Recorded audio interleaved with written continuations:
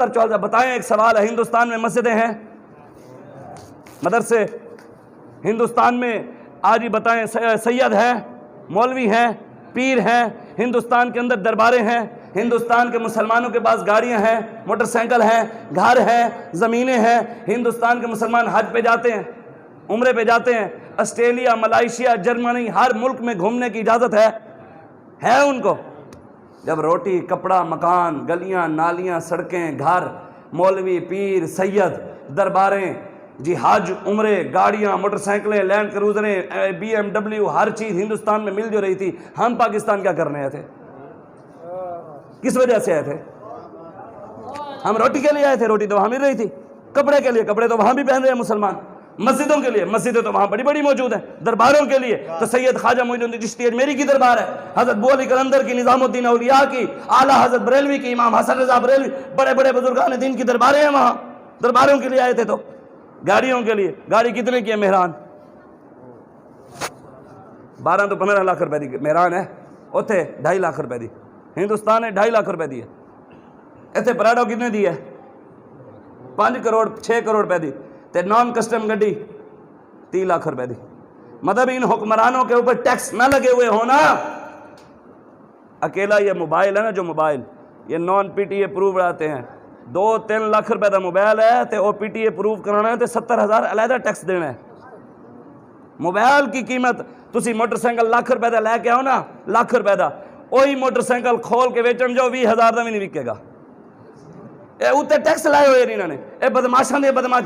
غریب کے بچے کو دودھ پینے کے لیے فیڈر میسر نہیں، اور ان حکمرانوں کے 20-20 لاکھ کے ایک ٹائم کے کھانے ہیں ہوٹلوں کے۔ غریب کے بچے تھر کے اندر پیاسے مر گئے، غریب نے اپنے بچوں کو نہروں میں دھکے دے دیے، غریب نے اپنے آپ کو پنکھے پر لٹکا کر بچوں کو بھی گولیاں مار دی بھوک کی خاطر۔ اور ان حکمرانوں کی عیاشیاں، ویسے کہتے ہیں جی ملک دیوالیہ ہے، بینکوں کے اندر کچھ نہیں، لیکن 200 ایکڑ اور 400 گھر اسلام آباد کے اندر مرزائیوں کو دیا ہے۔ غریبوں کے ساتھ وعدہ کیا تھا، مسلمانوں کے ساتھ 50 لاکھ گھر دیں گے، لیکن او سمجھ سانو اس ویلے آئی جب انہوں خاتم النبیین پڑھنا نہیں آیا۔ اسی آکھیا بھی ایک کمینہ مرزائیاں دا یار ہے، تاں جا کے نے 200 ایکڑ تے 400 گھر مرزائیاں نے دیتا ہے۔ حضرت بہاؤالدین زکریا ملتانی کو جانتے ہیں، شاہ رکن عالم کو، ان کی دربار کے ساتھ ایک کنال جگہ دیا عمران خان نے مندر کے لیے۔ بھونگ مسجد صادقآباد کے اندر ہے، رحیم یار خان کے اندر بھونگ مسجد تاریخی مسجد ہے، اس مسجد کے ساتھ ایک پرانا مندر ہے، اس مندر کے ساتھ 1 ایکڑ جگہ اضافی اور 11 کروڑ روپیہ دیا مندر کے لیے کہ یہ مندر بڑا کرو اور پیسے بھی لو۔ سندھ کی حکومت نے اس سال بجٹ کے اندر 1 ارب 38 کروڑ روپیہ دیا ہے مندروں کے لیے، چرچوں کے لیے، گردواروں کے لیے۔ پنجاب کی حکومت نے 250 کروڑ مطلب 2 ارب 50 کروڑ روپیہ انہوں نے مندروں کے لیے اور ان چیزوں کے لیے دیا۔ مسجدوں کے لیے مسجد دی ٹوٹی کدی نہیں لوائی ایم پی اے نے، ادھر ٹوٹیاں کھول کے لائے جانے ایک ایڑے تسی، یہ آج اسمبلیاں ختم ہو جائیں یہ سارے روڈوں پر آ جائیں گے۔